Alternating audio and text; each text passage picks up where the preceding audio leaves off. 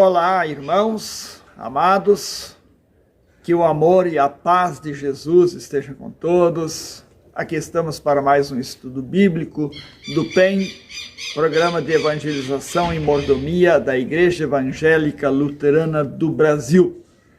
Este é o estudo número 5 do livro de Filipenses. O roteiro deste estudo foi elaborado pelo pastor Edgar Lemke, de Porto Alegre, Rio Grande do Sul, e se encontra então aqui neste caderno do PEN aqui. A fundamentação bíblica é a de Filipenses capítulo 3, desde o início do capítulo até o capítulo 4, versículo 1. Se você puder ter o seu caderno em mãos, é bom, e a sua Bíblia também, para que você possa então acompanhar os textos. Vamos ler alguns textos aqui da Bíblia. Antes de iniciarmos, pedimos a bênção de Deus em oração. Senhor, nós te agradecemos porque tu tens cuidado de nossa vida e especialmente cuidado de nossas necessidades espirituais. Tens nos dado o teu amor, a tua paz, perdão, vida e salvação. Obrigado por este momento de estudo da tua palavra. Concede-nos sabedoria para entendermos e para crermos em tudo aquilo que a tua palavra nos traz. Abençoa-nos e dá-nos crescimento na fé e no amor. Em nome de Jesus. Amém. Muito bem, então como nós dissemos, seguimos o roteiro aqui do caderno do PEN, e então vamos à página 47, onde está esse estudo que nós falamos, é o estudo 5. O título do estudo é A Persistência na Corrida do Cristão com Alegria, apesar das limitações, sofrimentos e lágrimas. Nós vamos apresentar aqui primeiro a introdução do estudo, elaborado então por esse pastor, Edgar Lemke, que eu falei, e aí então vamos tecer alguns comentários a respeito disso. Ele diz assim na introdução, página 47, Filipenses é uma carta de agradecimento que o apóstolo Paulo escreveu para a igreja de Filipos quando estava preso, possivelmente em Roma, por causa do evangelho. É a carta mais afetuosa dentre todas as escritas por Paulo, tendo como tema recorrente a alegria, apesar de todas as provações que ele tinha enfrentado. A igreja de Filipos havia sido fundada por Paulo cerca de 10 anos antes.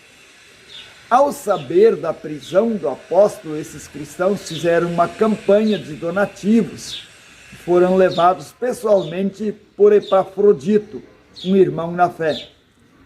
Esse colaborador quase perdeu a vida em virtude de uma enfermidade.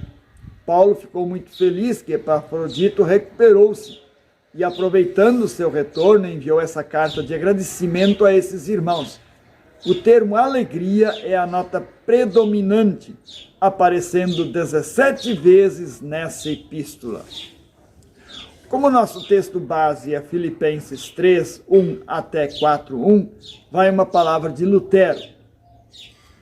No capítulo 3, ele repudia a justiça humana desprovida de fé, como é ensinada e observada pelos falsos apóstolos. Coloca a si próprio como exemplo de quem teria vivido magnificamente nesse tipo de justiça, mas agora não dá a mínima para a mesma em função da justiça de Cristo, uma vez que aquela somente Deus a barriga e cria inimigos da cruz de Cristo. O padrão de nossa vida é, sem dúvida, a vida de nosso Senhor, detalhada no capítulo 2, versículos 5 a 11. Ele nos inspira a sermos persistentes na corrida da fé, com alegria, em meio aos sofrimentos e lágrimas. Bom, eu gostaria de chamar a atenção para uma coisa que, na verdade, temos dito já em outros estudos também.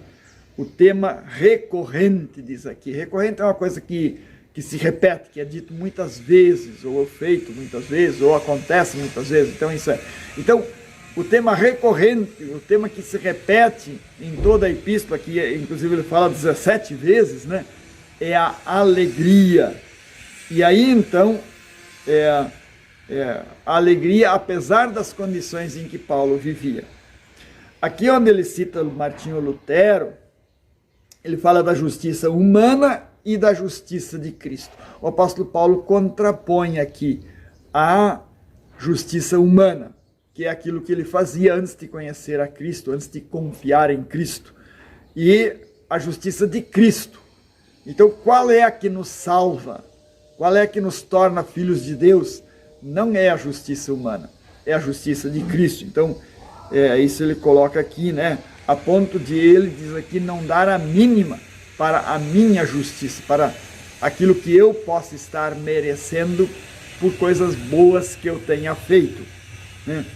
E aqui ele tem uma frase no finalzinho, ele diz assim: o padrão de nossa vida é a vida de nosso Senhor.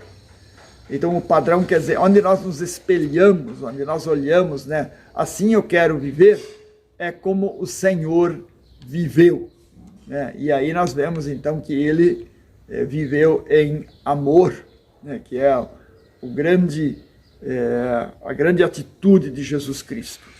E aí então agora o apóstolo Paulo nos inspira a sermos persistentes na corrida da fé, com alegria em meio aos sofrimentos e lágrimas. Bom, olha só, isso aqui parece uma contradição, né? Como já diz no título, né? Persistência, alegria, limitações, sofrimentos e lágrimas. Olha só, parece que é o seguinte: se nós temos limitações, sofrimentos e lágrimas, de acordo com a nossa lógica, nós não podemos ter alegria e nem persistência, né? E nem continuar insistindo, ser firme, não desanimar, não desistir das coisas, né? Então essa é a nossa lógica, né? De que nós, obviamente, só podemos ter persistência e alegria quando as coisas vão bem, quando nós não temos sofrimentos, quando nós não temos tristezas, não precisamos chorar, né? E aqui, então, o apóstolo Paulo nos inspira ao contrário. Como é que é possível isso, então?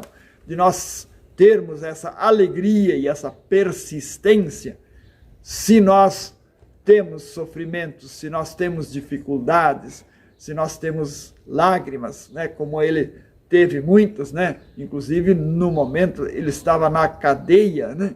Então, como é que é possível isso? Isso é possível porque a nossa alegria não se fundamenta nessas coisas. A nossa alegria não se fundamenta naquilo que nós fazemos, naquilo que nós temos, mas ela se fundamenta unicamente em Cristo. E ele repete isso, ele diz isso muitas vezes, né? O fundamento é Cristo, é quando Jesus está conosco, quando nós estamos com Jesus, é que nós podemos ter isso, né? Quer dizer, humanamente não podemos ter isso. Humanamente nós dizemos, se eu tenho sofrimentos, se eu tenho dificuldades, então eu não posso ter alegria. Pois com Cristo eu posso ter alegria assim mesmo. É muito fácil de dizer, né? Mas quando a gente experimenta na prática a dificuldade, né, os sofrimentos, as dores, né?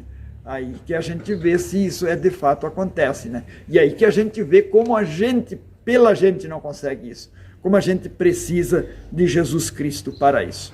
Vamos examinar então o texto bíblico, alguma coisa aqui. Vamos ler a primeira parte do capítulo 3 até o versículo 11. Capítulo 3, versículo 1 até o versículo 11. Então pode pegar a sua Bíblia, Filipenses 3, 1 a 11. Diz assim: quanto ao mais, meus irmãos, alegrai-vos no Senhor. A mim não me desgosta, e é segurança para vós outros que eu escreva as mesmas coisas. Acautelai-vos dos cães, acautelai-vos dos maus obreiros, acautelai-vos da falsa circuncisão, porque nós é que somos a circuncisão, nós que adoramos a Deus no Espírito e nos gloriamos em Cristo Jesus e não confiamos na carne. Bem que eu poderia confiar também na carne. Se qualquer outro pensa que pode confiar na carne, eu ainda mais, circuncidado ao 8º dia, da linhagem de Israel, da tribo de Benjamim, hebreu de hebreus, quanto à lei, fariseu, quanto ao zelo, perseguidor da igreja, quanto a justiça que há na lei, irrepreensível. Mas o que para mim era lucro, isso considerei perda por causa de Cristo. Sim, deveras considero tudo como perda, por causa da sublimidade do conhecimento de Cristo Jesus, meu Senhor, por amor do qual perdi todas as coisas, e as considero como refúgio para ganhar a Cristo, e ser achado nele, não tendo justiça própria, que procede de lei, senão a que é mediante a fé em Cristo, a justiça que procede de Deus, baseada na fé, para o conhecer e o poder da sua ressurreição e a comunhão dos seus sofrimentos, conformando-me com ele na sua morte, para de algum modo alcançar a ressurreição dos mortos. Então vejam, como nós temos ali no primeiro versículo ele já fala da alegria, alegrem-se, mas não se alegrem nas coisas em si, alegrem-se no Senhor.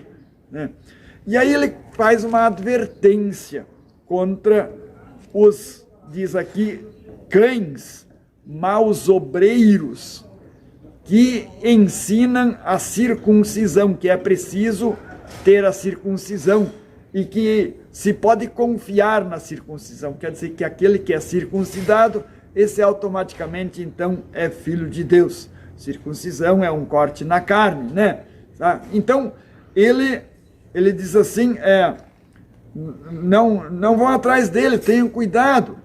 Aqui é um ponto bem interessante que eu queria chamar a atenção.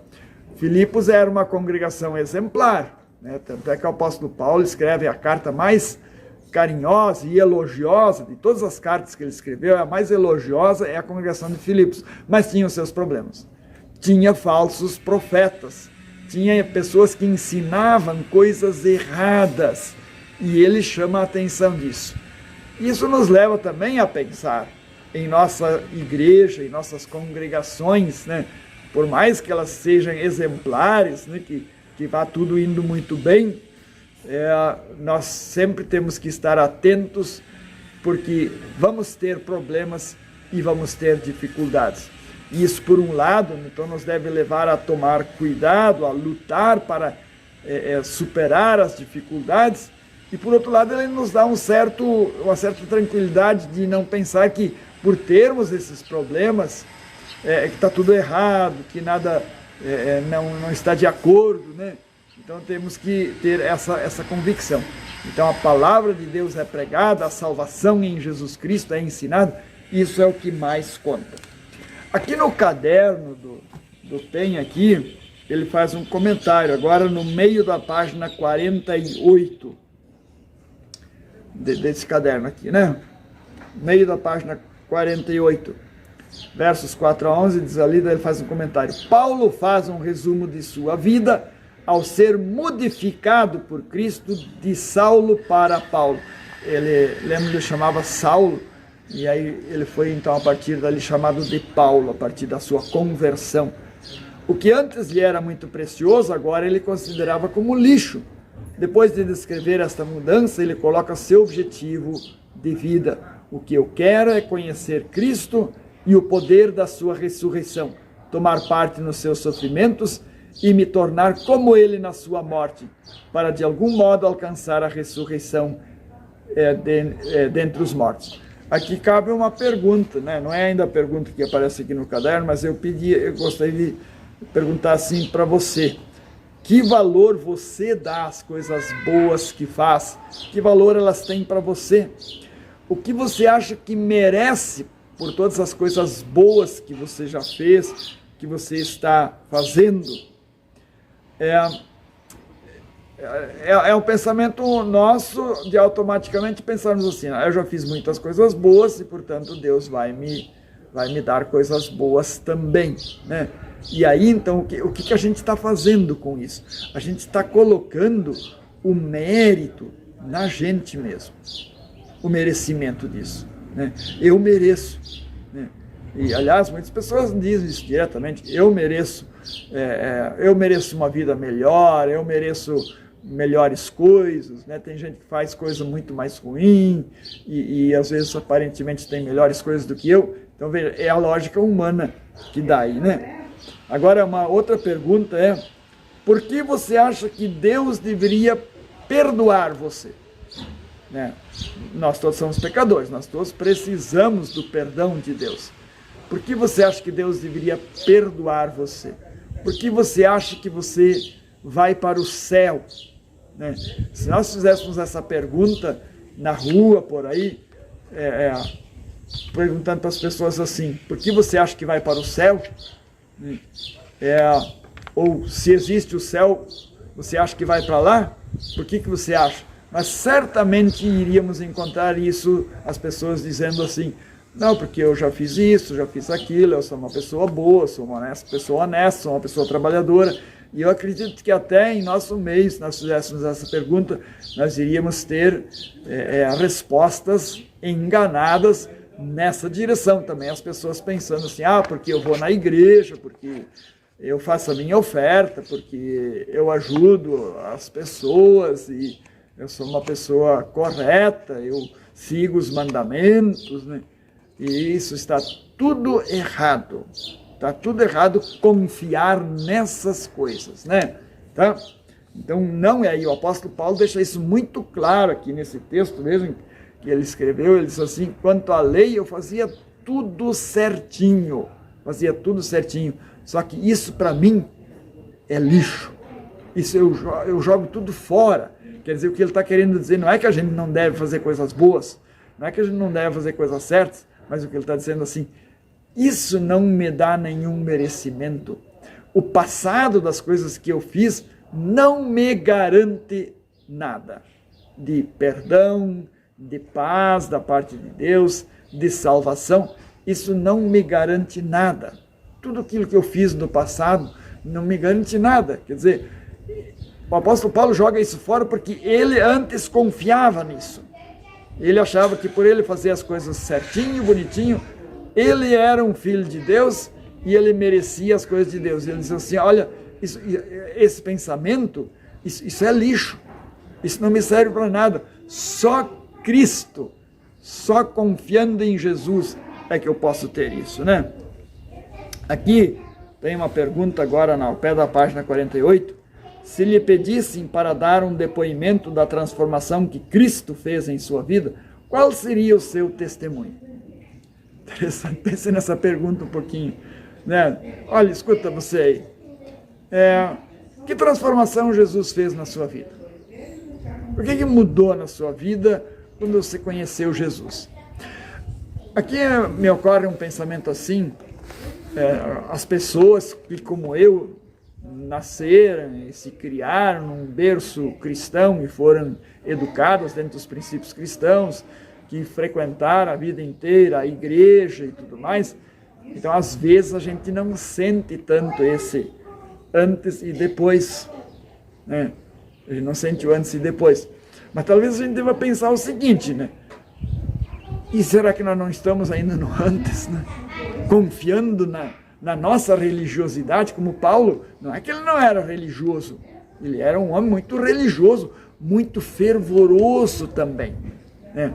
Mas o antes dele era confiar nisso para merecer o perdão de Deus, para ser filho de Deus. Então será que nós, de repente, também não estamos muito no antes, confiando nessas coisas, e não experimentamos a graça de poder confiar em Jesus, que fez para nós a salvação? E aí então pergunto, que transformação? O que mudou na tua vida? Se a gente ouvia alguns programas de TV, onde as pessoas dão aqueles testemunhos, que falam, né? Então, o que mudou? Um diz assim, eu era muito pobre, eu estava cheio de dívida e agora não tenho mais dívida, né? Isso pode acontecer também com outra pessoa sem Cristo, né? Outro diz assim, eu estava muito doente e agora estou curado.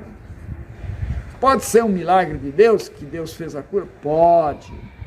Mas é uma transformação material apenas, né? Tá? Outro diz assim, eu estava enfiado nas drogas ou nas bebedeiras e eu fui libertado disso tudo. Pode ocorrer? Pode ser. É uma grande bênção? É uma grande bênção. Mas o antes que o apóstolo Paulo fala e o depois que ele fala, na verdade não são essas coisas materiais. São as coisas da alma, do espírito. Essa paz interior que vem de sabermos que somos perdoados, que temos uma nova vida e que temos a salvação eterna. Quer dizer, são as bênçãos espirituais. E aí eu pergunto, então, de novo, né? Quando você conheceu a Cristo, o que é que mudou? Por você conhecer a Cristo, o que é diferente? Talvez você possa se comparar com pessoas, com outras pessoas que não conhecem a Cristo ainda, né? Como é que elas são? Como é que elas agem? E aí você pode dizer assim, nessa vida já tem diferenças, né? Eu me sinto seguro, eu me sinto em paz, e essas pessoas às vezes realmente não sentem isso, né? Tem mais uma pergunta que diz assim, Paulo diz que pretende tomar parte nos sofrimentos de Cristo, com a esperança de ser ressuscitado da morte para a vida. De que forma esse desprendimento do apóstolo nos ajuda a sermos persistentes na corrida cristã com alegria, apesar das limitações, sofrimentos e lágrimas? Uma pergunta meio comprida aqui, né? E a gente às vezes se perde pensar nessa pergunta. Mas eu iria colocar assim, né? Você pensou já em ter Paulo como exemplo, ou seguir exemplos do apóstolo Paulo? Né? Você já pensou o tipo de vida que ele levava? E apesar disso, a alegria que ele experimentava? Você já pensou em si, então, poxa vida, mas será que eu posso ter a mesma coisa? Eu tenho que ter as qualidades do apóstolo Paulo, de ser aquele grande apóstolo? Não, eu só preciso ter a Cristo, é isso que ele enfatiza aqui. Eu só preciso ter Jesus Cristo. Né? E aí eu posso então seguir esse exemplo e estar tranquilo, alegre, mesmo em meio às dificuldades que a vida nos traz. Muito bem, nós vamos seguir adiante, versículos 12 a 14, aqui nós vamos ler de novo na Bíblia, capítulo 3, versículos 12 a 14, que diz assim, não que eu o tenha já recebido ou tenha já obtido a perfeição, mas prossigo para conquistar aquilo para o que também fui conquistado por Cristo Jesus. Irmãos, quanto a mim, não julgo havê-lo alcançado, mas uma coisa faço, esquecendo-me das coisas que para trás ficam e avançando para as que diante de mim estão, prossigo para o alvo, para o prêmio da soberana vocação de Deus em Cristo Jesus. Então ele nos incentiva aqui a seguir para o alvo. E aqui então, no caderno do PEN, o autor desse roteiro de estudo, ele coloca aqui na página 49, 3 coisas que são recomendações importantes para seguir em direção a este alvo. Né? O apóstolo Paulo tem um alvo, né? Compara a uma corrida para um alvo, né? A nossa vida é uma corrida em direção a um alvo. E aí, então, para chegar lá, ele coloca 3 coisas. Então, estão ali com um pontinho as 3 coisas na página 49. Diz a primeira, esquecer aquilo que fica para trás. Né? Esquecer, não confiar naquilo que ficou para trás. O apóstolo Paulo deixou isso para trás no sentido de que ele não confiava mais naquilo. Então, você não pode confiar naquilo. Então, não se apegue aí ao passado, daquilo que você fez, daquilo que você acha que merece, esqueça isso, né? Siga para frente, né? Tá? E esse é o segundo ponto, avançar para o que está na frente, né? Vejam só, o Paulo estava na prisão e ele até confiava que talvez que ele iria ser liberto da prisão, mas ele não foi. Mas ele tinha planos pela frente, ele não parou assim, bom, minha vida acabou agora vai ser aqui na prisão, aqui eu vou acabar e acabou, né? Não, ele tinha planos, né? Nossa vida tem planos, nós precisamos avançar, né? O apóstolo Paulo queria ainda levar a palavra de Deus a muita gente, e ele já estava levando isso, na cadeia mesmo ele já estava fazendo isso, né? E nós podemos ter também objetivos e metas desse jeito, né? E o terceiro ponto ali, eles escorrer direto para a linha de chegada, né? Então, ele tinha lá um alvo, né? Ele tinha uma linha de chegada, onde ele pretendia chegar, né? Então, ele faz a comparação com o corredor, né? O corredor que participa de uma corrida, de uma maratona, ou outro tipo de corrida, né? Ele tem um lugar onde está escrito chegada. E lá ele vai querer chegar, esse é o objetivo dele. E aí então ele corre, quer dizer, ele não para, ele não desanima, ele não desiste. Aqui fala em disciplina, atitudes e foco, né? Como é interessante essa questão de disciplina, de foco, né? Para tudo a gente precisa ter foco, né? Se você tem algum alvo para atingir, você precisa se focar nele. Você não pode se desviar e assim por diante. Você precisa se focar nesse alvo e persegui-lo mesmo, sabe? Você sempre tem que pensar nesse alvo. Qual é o nosso alvo, né? O alvo diz aqui, o prêmio da soberana vocação de Deus em Cristo Jesus. Soberana é rei, vocação é chamado, quer dizer, eu prossigo para aquilo para que Deus me chamou. Deus me chamou. Você já pensou sobre isso? Para que Deus chamou você? Para que Deus me chamou? Né? E aí de repente alguém pode dizer, não, já para aquilo que Deus me chamou já está tudo resolvido e tal. E tal. Não. O final do chamado de Deus é a salvação eterna no céu. Então eu prossigo para lá. Mas enquanto eu estou aqui, eu tenho aqui ainda coisas desse chamado, desse alvo que eu vou cumprindo também, né? Então, nós vamos pular um pouquinho mais adiante, né? No capítulo 3, no versículo 17, vamos ler esse versículo 17. Ele diz assim, 3:17, irmãos, sede imitadores meus e observai os que andam segundo o modelo que tendes em nós, né? Quer dizer, o apóstolo Paulo, ele é um exemplo a ser imitado. Então, como nós já dissemos, né, vamos fazer que nem ele. Vamos mesmo enfrentando dificuldades, e inclusive se forem as dificuldades, até por nós fazermos o que é certo, né? Às vezes a gente enfrenta dificuldades porque faz o que é errado. Mas o apóstolo Paulo, ele estava fazendo o que era certo, ele estava anunciando o evangelho, ele foi preso por anunciar o evangelho.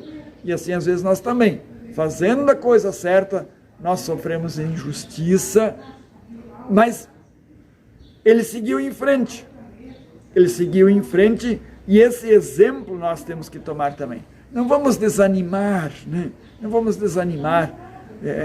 Na igreja, por exemplo, infelizmente às vezes acontece com algumas pessoas, eu não faço mais nada porque ninguém reconhece o que a gente faz, porque assim por diante, porque ninguém valoriza o que a gente faz e tal, porque outros querem fazer só do seu jeito, ou porque falam mal de mim, por isso eu não vou mais fazer nada.